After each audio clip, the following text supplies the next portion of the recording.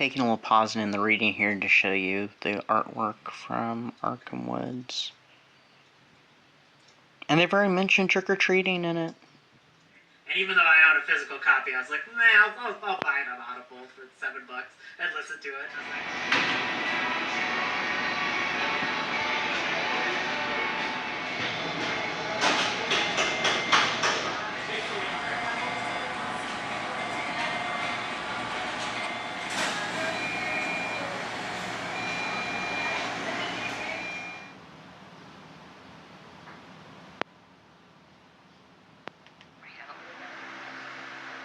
You decide to read Rachel Harrison. I recommend starting with Cackle. I think I have that one on my Audible.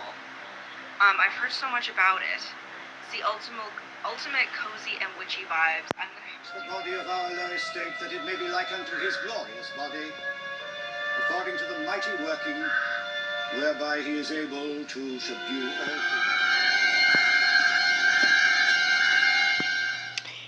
Alright, I barely started this one this morning. Not too far into it, haven't read much today, but yeah, so far it's kind of funny. Interesting little read, and rather quick on at least the experiments side of it.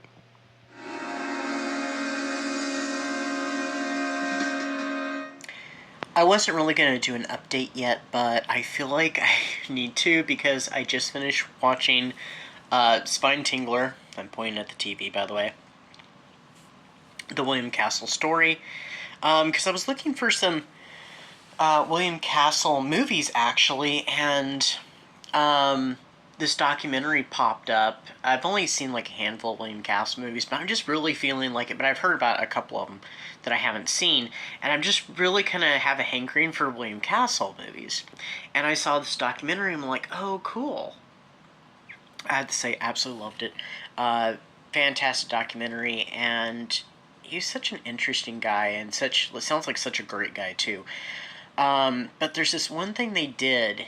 It wasn't for the documentary. I think they were just doing a showing, but they covered it in the documentary. They did a screening of The Tingler, and they had the buzzing seats and stuff. And, like, for the past, like, year or a couple years, I thought that'd be so great to do, is to do a screening of The Tingler, have some performers pretend to be, like, the woman who faints in the audience, and I don't know if they did that in the documentary.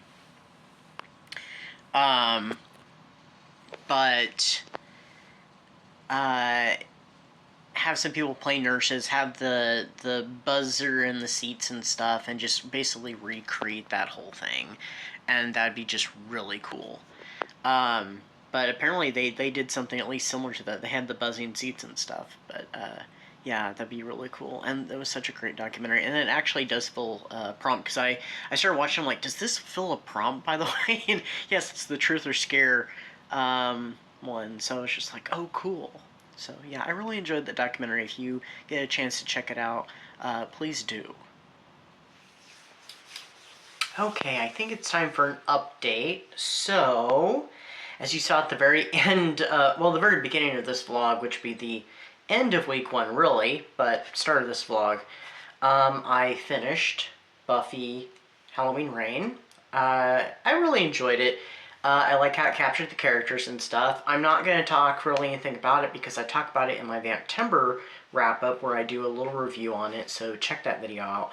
But, yeah, I really enjoyed this. I think I give it 4 stars. Yeah, 4 stars. It was fun. There was something I forgot to say in my September wrap-up, so I had to put it in post-production, is that this book really made me want to watch Halloween 3. I haven't watched Halloween 3 yet this year, but it made me really want to watch it because they were talking about the history of Halloween and stuff. Of course, the history of Halloween in this book, and also in Halloween 3, is not completely true. This book, it's even less true stuff because it's trying to set it with the Buffyverse.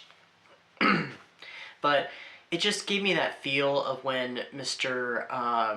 Oh, what is his name? Cochran is talking about the Festival of Samhain and that stuff. It just really, I'm just like, gosh, I want to watch that movie.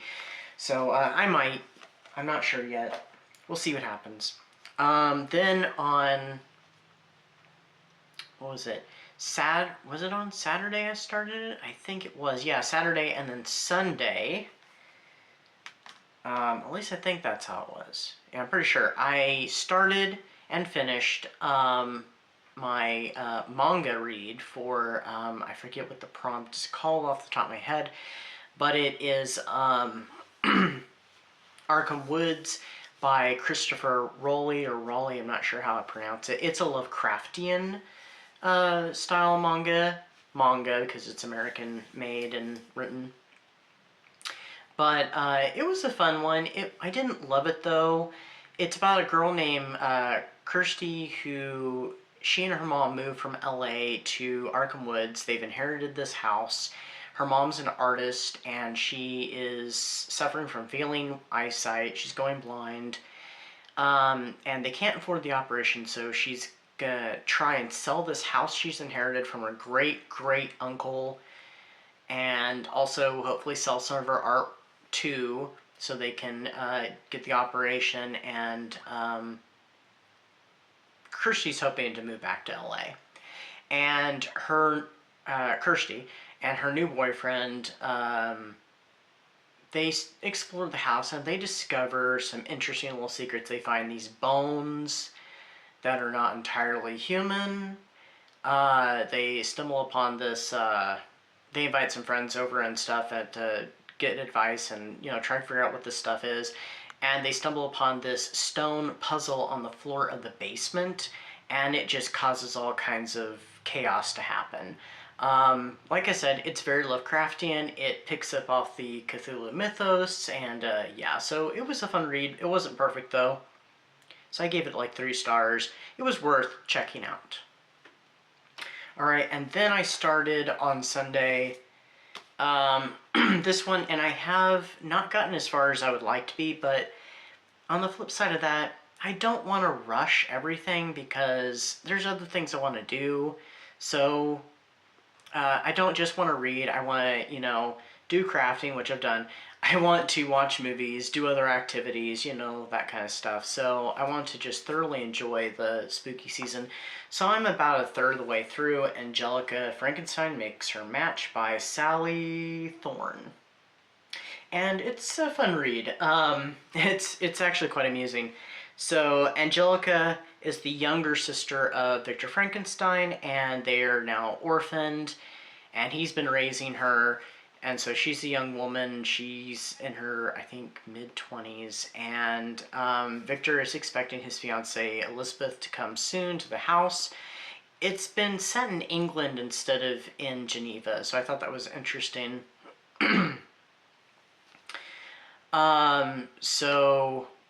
And everybody in the town, they don't really have much respect for the Frankensteins, especially Angelica. I think she's very strange just because she's you know, very intelligent and stuff. But she's wanting to find a mate because, you know, a husband, because she's being called a spinster. She has such high expectations because everybody is rather a dullard. Those are my words, by the way, not in the book.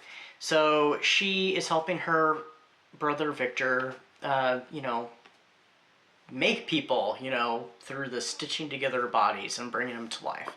So he makes a creation and she makes one, and this is not her first attempt, and it succeeds finally. The fourth, like, I guess this would be, yeah, this is the fourth, so the 4th time's the charm. And the guy wakes up, he has no memory of his past, he's rather confused, he wants to know who he was. The only thing that remains of his original body is his head. And he's like, this body is not mine, this doesn't feel right. And it seems like his body seems to have different feelings than what he has in his head. And Victor's creation escapes, so they're trying to hunt him down, and she's trying to help this guy discover his past, and they are so drawn to each other and stuff. So, but there's a lot of humor. The humor is rather spicy. Nothing spicy has happened. there's been spicy adjacent things, but nothing has actually happened. But yeah, I'm really enjoying it. It's good fun, and I like how the character of Angelica is actually rather developing. She's finding herself wanting to be a better person and to grow just by the mere presence of this man. So, yeah, I'm really enjoying it. Is it perfect? No, but it's turning out to be a fun read. So that's what I've got for you so far. I did sprints on Kelsey's channel. I attended her sprints the other day. Last night I attended Kat's sprints. And yeah, I had a lovely time for both those. I just love attending sprints. I need to attend more sprints. It's just not many people that I know do sprints. There's a select ones, and then some I can't attend because I'm either at work or unavailable at the time. So there's only a handful of people that I attend sprints to, and I would like to attend more when I can. But I think I'll definitely attend Kat's sprints more often. I think she does them every weekend. I had a lot of fun with that. So yeah, I'm not sure if I'm going to film anything tomorrow or not, so we'll see what happens. I'm nearly to tonight's goal on the Angelic Frankenstein book. I know I'm going to be reading other things, because this one's kind of it's a longer book. It's just shy of 400 pages, because I think it's 350. So it's just over 350 pages, so I know I'm going to be reading other things. I don't know when I'm going to finish this, but I'm not going to rush it because there are other shorter reads that I want to get to, too. I know I'm not going to get to everything on my pile of possibilities, but we'll see what happens.